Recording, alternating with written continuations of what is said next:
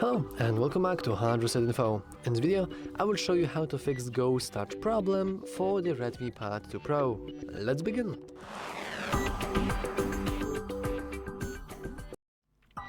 First of all, many Ghost Touch problems are actually related to our own screen protectors.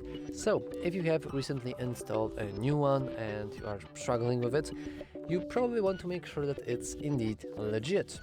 It's just legit. If it's not legit, then you will have troubles with it.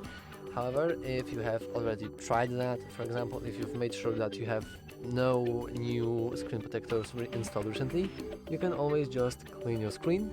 We usually use some sort of microfiber cloth to do this, and this is especially true if you tend to, for example, have like grease on your fingers when you're actually using the tablet. So if you're eating something with grease or like chips even or something like that, then all of this grease, all of this dirt, all of these particles can stay on your tablet and therefore really screw up your touch responsiveness.